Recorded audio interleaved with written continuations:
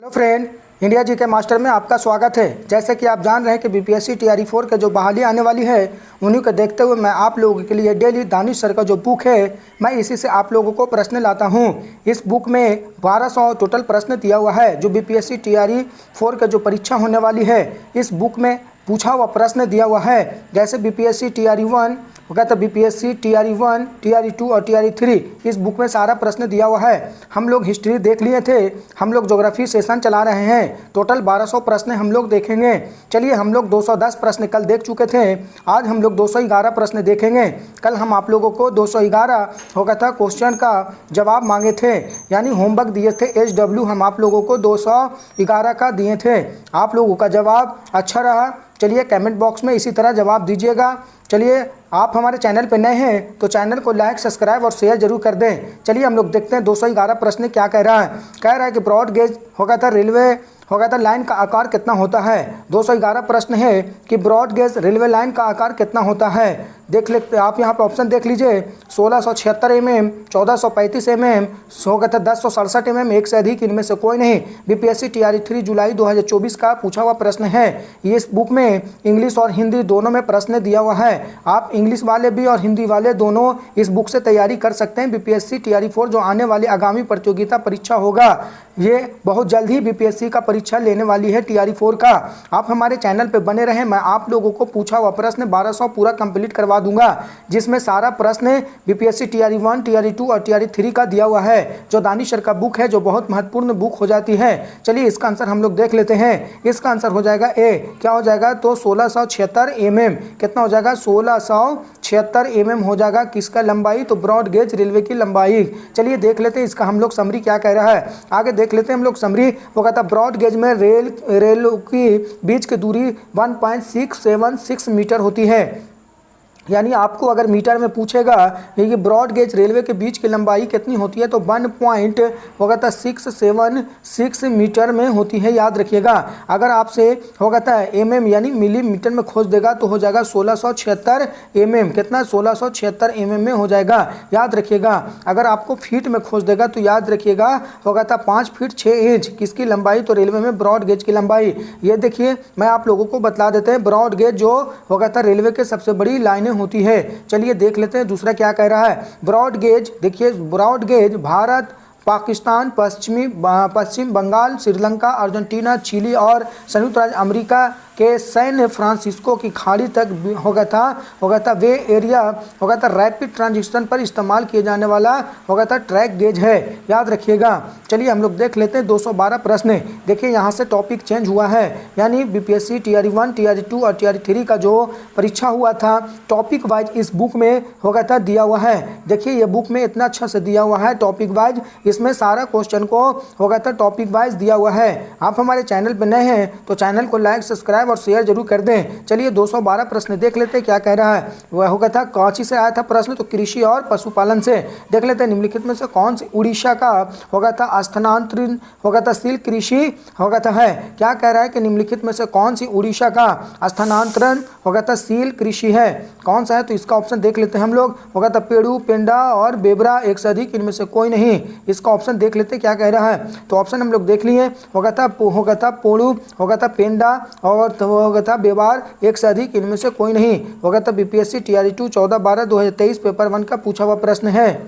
12 का आंसर हम लोग देख लेते हैं क्या है। चलिए देख लेते हैं 212 का आंसर हो जाएगा। 212 का आंसर हो जाएगा ए हो जाएगा। क्या हो जाएगा तो याद रखिएगा 212 का हो जाएगा ए। क्या हो जाएगा पेड़ू। चलिए इसका देखिए क्या था प्रश्न, फिर से बतला देते हैं। उड़ीसा का होगा था स्थानांतरणशील कृषि होगा था कौन सी है, तो याद रखिएगा वो हो जाएगा होगा था पोडू। क्या हो जाएगा तो पोडू। चलिए इसका समरी हम लोग देख लेते हैं क्या कह रहा है। कला उड़ीसा व आंध्र प्रदेश की झूम खेती।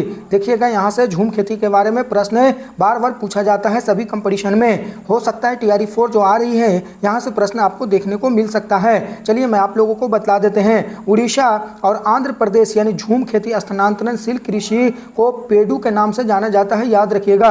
यानी स्थानांतरण कृषि यानी झूम को किस नाम से जाना जाता है, याद रखिएगा, होगा था पोडू के नाम से जाना जाता है। स्थानांतरण कृषि एक होगा था आदिम प्रकार की कृषि है। कौन सी प्रकार की, तो याद रखिएगा आदिम प्रकार की कृषि है, जिससे पहले वृक्षों तथा वनस्पतियों को काट करके उन्हें जला दिया जाता है और साफ की गई भूमि को पुराने उपकरणों से जोताई करके बीज को बो दिए जाते हैं। जब तक मिट्टी में उर्वरकता विद्यमान रहती है होगा था इस भूमि पर खेती होगा था की जाती है।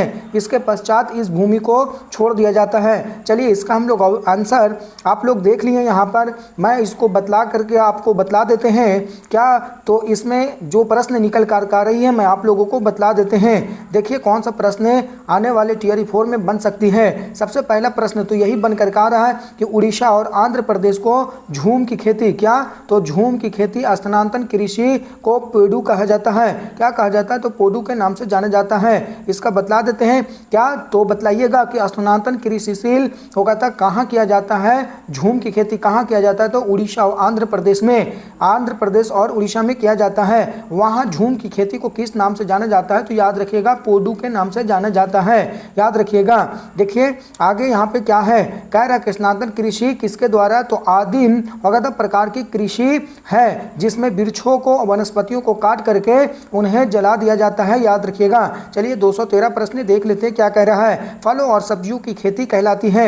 213 प्रश्न देख लेते हैं क्या कह रहा है कि फलों और सब्जियों की खेती कहलाती है। कौन सी, तो फूलों की खेती, कृषि, बागवानी, एक से अधिक, इनमें से कोई नहीं। बीपीएससी टीआरई 2 15/12/2023 होगा था पेपर 4 का पूछा हुआ प्रश्न है। चलिए इसका आंसर हो जाएगा सी, क्या हो जाएगा, तो बागवानी। चलिए हम लोग देख लेते हैं फिर से प्रश्न क्या कह रहा है, कह रहा है फलों और सब्जियों की खेती कहलाती है। फलों और सब्जियों की खेती क्या कहलाती है, वही प्रश्न आया था, कहाँ आया था, बीपीएससी टीआरई 2 में। क्या कहलाएगा फलों और सब्जियों की खेती को, तो बागवानी कहलाएगा, याद रखिएगा। चलिए इसका हम लोग समरी देख लेते हैं। आप हमारे चैनल पर नए हैं तो चैनल को लाइक, सब्सक्राइब और शेयर जरूर कर दें। आप लोगों को वीडियो अच्छा लगता है तो कमेंट बॉक्स में जरूर जवाब दीजिएगा। चलिए इसका हम लोग समरी देख लेते हैं। बागवानी और एक तरफ है शब्द कौन सा, तो फूलों की खेती को फ्लोरिकल्चर कहा जाता है, याद रखिएगा। चलिए देख लेते हैं क्या कह रहा है कि फूलों की खेती को क्या कहा जाता है, तो कहा जाता है फ्लोरिकल्चर। रेशम के कीट पालन को क्या कहा जाता है, तो सेरीकल्चर। मधुमक्खी पालन को क्या कहा जाता है, तो एपीकल्चर होगा था। मछली पालन को क्या कहा जाता है, तो पीसीकल्चर। और फलों के उत्पादन को क्या कहा जाता है, पोमोकल्चर। देखिए इसमें से एक नंबर पक्का है आपका यहाँ से ऑब्जेक्टिव में बन करके आएगा। जो प्रश्न पूछा जाएगा टीआरई 4 में एक नंबर यहाँ से पक्का आएगा, याद कर लेना बढ़िया से इसको देख करके। चलिए देख लेते हैं, मैं फिर से बता देता हूँ। फूलों की खेती को फ्लोरिकल्चर कहा जाता है। रेशम के पालन को क्या कहा जाता है, सेरीकल्चर कहा जाता है। मधुमक्खी पालन को क्या कहा जाता है, तो एपीकल्चर कहा जाता है। मछली पालन को क्या कहा जाता है, तो पीसीकल्चर कहा जाता है। फलों के उत्पादन को क्या कहा जाता है, तो पोमोकल्चर कहा जाता है, याद रखिएगा।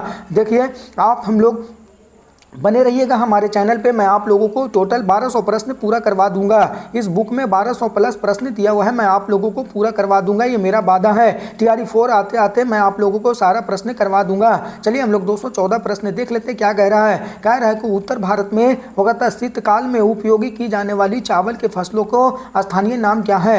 यानी कहने का मतलब है कि उत्तर भारत में, यानी उत्तर भारत में होगा था कौन सा, तो उत्तर भारत में शीतकाल में उपयोगी में होगा था की जाने वाली होगा था चावल की फसलों को स्थानीय नाम क्या है। यानी सीधी सी बात है, पूछ रहा है कि उत्तर भारत में चावल के फसलों को होगा था किस नाम से जाना जाता है, यही प्रश्न आया था।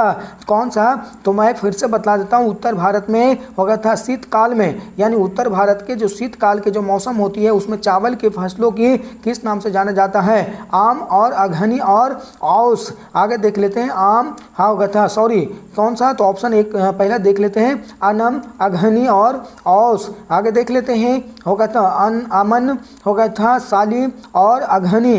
सी में देख लेते हैं क्या कह रहा है। सी में कह रहा है होगा था अमन, औस और साली। और देख लेते हैं डी ऑप्शन, एक से अधिक इनमें से कोई नहीं। क्या हो जाएगा, एक से अधिक इनमें से कोई नहीं। BPSC school teacher 2023 paper 2 shift 2 का पूछा हुआ प्रश्न है। चलिए इसका आंसर हो जाएगा बी। क्या हो जाएगा, इसका आंसर हो जाएगा बी। कौन सा, तो अमन, साली और अघनी। प्रश्न क्या था, तो फिर से देख लेते हैं यहाँ पे उत्तर भारत में जो शीतकाल में जो उपयोग में की जाने वाले चावल के फसलों को किस नाम से जाना जाता है? तो अमन हो गया था, अमन, साली और अघनी। चलिए इसका हम लोग समरी देख लेते हैं क्या कह रहा है। कह रहा है कि उत्तर भारत में हो गया था मई जून, कौन सी? तो उत्तर भारत में मई और जून से सितंबर दिसंबर के चावल के फसल उगाई जाती है, याद रखिएगा। शीतकाल में उपयोग की जाने वाले चावल की फसलों के स्थानीय नाम होगा था अमन, साली और तथा अघनी। यानी चावल की प्रजातियां औस को गर्मियों में होगा था पूर्व मानसून वर्षा के साथ बोया जाता है, याद रखिएगा। चलिए 215 प्रश्न देख लेते हैं क्या कह रहा है। कह रहा है निम्नलिखित में से कौन सा स्थानांतरी कृषि का स्थानीय नाम है? याद रखिएगा, मोस्ट इंपॉर्टेंट है, यहाँ से प्रश्न बन करके आ सकता है। निम्नलिखित में से कौन सा स्थानांतरी कृषि का स्थानीय नाम है? बेबर, दहिया, पोदू, एक से अधिक, इनमें से कोई नहीं। देखिए पूछा हुआ प्रश्न है, BPSC school teacher 2023 paper 2 shift 2 का पूछा हुआ प्रश्न है। इसका आंसर हो जाएगा एक से अधिक। क्या हो जाएगा? एक से अधिक। यानी कौन सा प्रश्न था? तो फिर से बतला देते हैं। यानी निम्नलिखित में से कौन सा स्थानांतरण कृषि, इसी को बोलते हैं झूम कृषि। क्या बोलते हैं? झूम कृषि को स्थानांतरण कृषि भी कहा जाता है। इसका तो स्थानीय नाम पूछ रहा था, यहाँ तक बेबर हो गया, दहिया हो गया, पोदू, एक से अधिक, इनमें से कोई नहीं। तो कौन हो जाएगा? इसका आंसर एक से अधिक हो जाएगा। आप हमारे चैनल पे नए हैं तो चैनल को लाइक, सब्सक्राइब और शेयर जरूर कर दें। चलिए इसका हम लोग समरी देख लेते हैं क्या कह रहा है। स्थानीय कृषि को झूमिंग कृषि भी कहा जाता है, याद रखिएगा। मोस्ट इंपॉर्टेंट यहाँ से प्रश्न बन करके आता है। कौन सा प्रश्न है? तो आज पूछेगा आपसे कि स्थानांतरण कृषि को किस नाम से जाना जाता है? तो झूमिंग कृषि के नाम से जाना जाता है, याद रखिएगा। भारत की में होगा था खेती के इस आदि मानव होगा था आदिम रूप को मध्य प्रदेश में मध्य प्रदेश में बेबार कहा जाता है, याद रखिएगा। मध्य प्रदेश में बेबार और होगा था दहिया। आंध्र प्रदेश में क्या कहा जाएगा? तो पोदू और पेंडा। उड़ीसा में होगा था पामा और डाबी या कोमल और ब्रिंगरा। और पश्चिमी घाट में कुमारी। दक्षिण पूर्वी राजस्थान में बलेर या बाल्टरे। हिमालय क्षेत्र में होगा था खील और झारखंड में होगा था कुरुबा। और उत्तर पूर्वी में झूमिंग कहा जाता है, याद रखिएगा। देखिए इस प्रश्न को जो हम समरी अभी बतला रहे हैं, यहाँ से एक प्रश्न बन करके आएगा टीआरई 4 के लिए। तो इसको आप लोग नोट्स कर लीजिएगा, कौन सा जगह में झूमिंग कृषि को क्या कहा जाता है। तो याद रखिएगा, मैं फिर से बतला देते हैं। यानी कहने का मतलब है आपसे पहला प्रश्न का स्थानांतरण कृषि को क्या कहा जाता है? तो झूमिंग कृषि के नाम से जाना जाता है, याद रखिएगा पहला। दूसरा, भारत में खेती के आदि मानव के रूप में सबसे पहले देखिए मध्य प्रदेश में क्या कहा जाता है, नोट्स कर लीजिएगा कॉपी में। एक तरफ लिखिएगा मध्य प्रदेश और लिखिएगा नाम दूसरा में। तो पहला यानी मध्य प्रदेश में बेबार कहा जाएगा और दहिया कहा जाएगा, याद रखिएगा। आगे देखिए आंध्र प्रदेश में क्या कहा जाएगा? तो पोदू कहा जाएगा, पेंडा कहा जाएगा। उड़ीसा में क्या कहा जाएगा? तो याद रखिएगा उड़ीसा में पामा, डाबी कहा जाएगा या कोमल या बिंगरा कहा जाएगा। पश्चिमी घाट में क्या कहा जाएगा? तो याद रखिएगा कुमारी। और दक्षिण पूर्वी में क्या कहा जाएगा? तो राजस्थान में होगा था बलेर, होगा था बलेरे कहा जाता है, बाल्ट्रो। और हिमालय क्षेत्र में खील। और झारखंड में क्या कहा जाता है? कुरुबा। और उत्तर पूर्वी में जो झूमिंग कहा जाता है, उत्तर पूर्वी में, याद रखिएगा। चलिए देख लेते हैं 216 प्रश्न। आप हमारे चैनल पे नए हैं तो चैनल को लाइक, सब्सक्राइब और शेयर जरूर कर दीजिएगा। चलिए देख लेते हैं क्या कह रहा है। निम्नलिखित में से कौन सा होगा था मलीचिंग शब्द होगा था व्याख्याता करता है? क्या कह रहा है कि निम्नलिखित में से कौन सा होगा था मलीचिंग शब्द की होगा था व्याख्याता करता है? चलिए इसका ऑप्शन देख लेते हैं क्या कह रहा है। कह रहा है फसलों के बीच खाली जमीनों को होगा था पुआल जैसे खनिज पदार्थों की परत से ढकना। देखिए कितना इस प्रश्न होगा जो पूछा गया था टफ प्रश्न है, इसीलिए कहते हैं कि आप हमारे वीडियो में बने रहें, आप हमारे चैनल पे बने रहें। आप लोग का पूछा हुआ प्रश्न टीआरई 1, टीआरई 2 और टीआरई 3 इस बुक में सारा दिया हुआ है। इसीलिए कहते हैं आप हमारे चैनल को छोड़ करके मत जाइएगा, वीडियो को छोड़कर मत जाइएगा, है अधूरा आपका प्रैक्टिस हो जाएगा। इसलिए पूरा वीडियो जरूर देखिएगा। देखिए कैसा कैसा प्रश्न आपको होगा था पूछा गया था, आप इसमें वीडियो में देख सकते हैं। आप जब सॉल्व कीजिएगा तो आपको अनुभव हो जाएगा कि हमें किस तरह से तैयारी करना चाहिए। चलिए देख लेते हैं क्या कह रहा है। यानी क्या है तो होगा था मलीचिंग शब्द विख्यात है किसके लिए? तो याद रखिएगा पहला ऑप्शन देख लेते हैं, फसलों के बीच खाली जमीन को पुआल और जैविक पदार्थ के परत को ढकना को होगा था। आगे देख लेते हैं ऑप्शन क्या कह रहा है। कह रहा है बी में क्या कह रहा है, कंटूर को पत्थरों और घास आदि से ढकना। आगे सी में देख लेते हैं क्या कह रहा है, होगा था खाली ढाकों पर बनी होगा था वेदिकाओं टेरेस फसलें लगना, एक से अधिक इनमें से कोई नहीं। चलिए कहाँ हो जाएगा, तो देखिए BPSC school teacher 2023 paper 2 shift 1 का पूछा हुआ प्रश्न है। इसका आंसर हो जाएगा ए। क्या हो जाएगा, तो इसका आंसर हो जाएगा ए। क्या हो जाएगा ए में ऑप्शन, तो हो जाएगा फसलों के बीच खाली होगा था जमीन को, पुआल को, जैविक पदार्थ की परत को ढकने को क्या कहा जाता है, तो कहा जाता है होगा था मल्चिंग कहा जाता है, याद रखिएगा। चलिए इसका हम लोग समरी देख लेते हैं क्या कह रहा है, समरी हम लोग देख लेते हैं। आप हमारे चैनल पे नए हैं तो चैनल को लाइक सब्सक्राइब और शेयर जरूर कर दीजिएगा। चलिए होगा था मलच बनाना यानी पौधे के बीच अनवरित होगा था भूमि जैव पदार्थ जैसे परवाल होगा था परवाल से ढकी जाती है, इस मृदा को आर्द्रता के रुक जाती है। चलिए देख लेते हैं 217 क्या कह रहा है, कह रहा है कि निम्नलिखित में से किसकी खेती जायद के मौसम में की जाती है। Most important, very very important, यहाँ से प्रश्न आ सकता है। कह रहा है निम्नलिखित में से कौन सी खेती होगा था जायद के मौसम होगा था में की जाती है। प्रश्न तो सारा आपको देखना है, लेकिन जो आपका ज़्यादा वर्क पूछा जाता है मैं आपको इसी प्रश्न पे जोर देता हूँ। VVI इसी प्रश्न में कुछ आपका प्रश्न आ सकता है। चलिए देख लेते हैं क्या कह रहा है, निम्नलिखित में से किसकी खेती जायद के मौसम में की जाती है। देख लेते हैं, ए में खरबूजा, बी में हो जाएगा खीरा, सी में होगा था तारबूज, एक से अधिक इनमें से कोई नहीं। बीपीएससी टीआरई होगा था BPSC TRE 2023 paper 2 shift 1 BPSC TRE फिर पूछा है 20 होगा था 2023 का। चलिए इसका हम लोग आंसर देख लेते हैं क्या कह रहा है, एक से अधिक। प्रश्न क्या था तो फिर से देख लीजिए, प्रश्न पूछ रहे थे कि किसकी खेती जायद के मौसम में की जाती है, तो एक से अधिक। चलिए इसका हम लोग समरी देख लेते हैं क्या कह रहा है, रवि फसल होगा था रवि और खरीफ सीजन के बीच होगा था गर्मी में होगा महीने के दौरान एक छोटा सा सीजन होता है जिसको जायद सीजन के रूप में जाना जाता है, याद रखिएगा। देखिए क्या कह रहा है, रवि और खरीफ होगा था सीजन के बीच यानी रवि फसल और खरीफ फसल के जो सीजन के जो बीच में होगा था गर्मी के महीने के दौरान एक छोटा सा सीजन होता है, उसे क्या कहते हैं, तो जायद का सीजन के रूप में जाना जाता है। जायद फसल होगा था जायद फसल के मार्च में बोई जाती है, याद रखिएगा। जायद फसल को होगा था मार्च में बोई जाती है और जून तक इन्हें काटा जाता है, याद रखिएगा। भारत में जायद के मौसम में उगाई जाने वाली प्रमुख फसलें जैसे हो गया खरबूजा, तरबूज, खीरा होगा था ककड़ी होगा था मूंगा, जूट, तरोई, भिंडी, ये सब क्या है तो होगा था जायद फसल के अंतर्गत आएगा, याद रखिएगा। चलिए कौन सा प्रश्न बन करके आएगा आप लोगों को मैं बतला देता हूँ। देखिए क्या है, सबसे पहली बात तो प्रश्न यही आएगा कि जायद फसल यानी जायद फसल को कब बोया जाता है, तो याद रखिएगा कब बोया जाता है, तो मार्च में बोई जाती है और जून में काट लिया जाता है, याद रखिएगा।